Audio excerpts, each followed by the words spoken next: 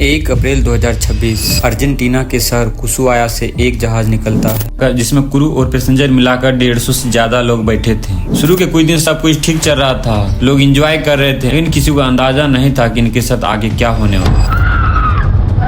सफर शुरू होने के करीब 5 दिन बाद इस डच कपल को अचानक बुखार और सिर दर्द होना शुरू हो जाता है। यह आदमी डॉक्टर के पास जाता है, लेकिन 1-2 दिन बाद इसे सांस लेने में तकलीफ होने लगती है और देखते ही देखते इसकी हालत इतनी खराब हो जाती है कि 11 अप्रैल को जहाज पर ही इनकी मौत हो जाती है।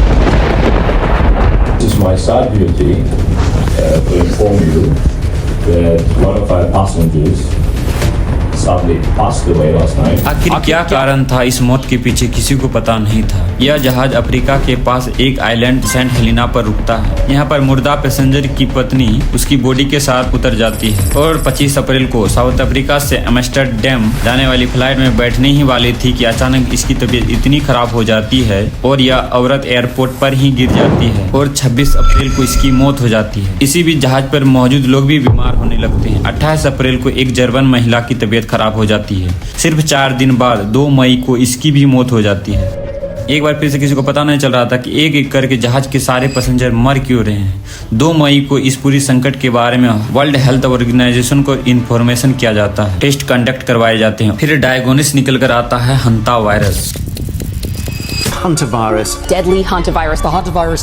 26 में तो दुनिया खत्म है। यह एक ऐसा वायरस है जिसकी कोई अभी वैक्सीन नहीं है और न कोई इलाज है और इसका डेथ रेट 50% है, यानी 2 इन्फेक्टेड इंसानों में से 1 इंसान की मौत हो जाती है। दोस्तों, ये हंता वायरस है क्या और यह शिप पर आया कहां से है और यह वायरस भारत में फैल गया तो क्या होगा?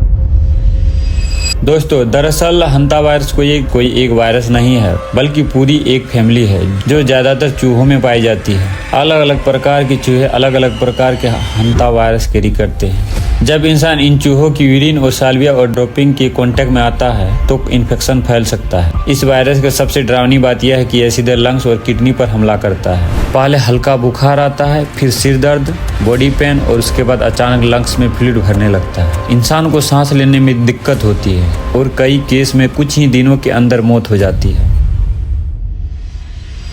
और इस वायरस के बारे में सबसे पहली बार पता चला था 1950 की कोरियन वार के दौरान। इस वार में अमेरिकन सोल्जर साउथ कोरिया से लड़ रहे थे और अचानक 3000 से ज्यादा सोल्जर एक अजीब बीमारी का शिकार हो जाते हैं। पहले इनको तेज बुखार आता है, सिर दर्द होता है, उल्टी आती है, फिर किडनी ने काम करना बंद कर देता है। इसमें से लगभग 15% सोल्जर मारे गए। डॉक्टर ने इसे कोरियन हेमोलॉजिक फीवर का नाम दे दिया, लेकिन डॉक्टर को समझ नहीं आ रहा था कि यह कोई बीमारी है या कोई केमिकल वेपन। इस मिस्ट्री को सॉल्व करने में लगभग 30 साल लग गए। 1980 के आसपास एक साउथ कोरियन वायरोलॉजिस्ट हु वांग ली ने इन्हें आइडेंटिफाई किया कि यह बीमारी चूहों से मिलने वाली एक वायरस की वजह से होती है और उन्होंने इस वायरस का नाम साउथ और नॉर्थ कोरिया में बहने वाली एक हंता रिवर के नाम पर रख दिया।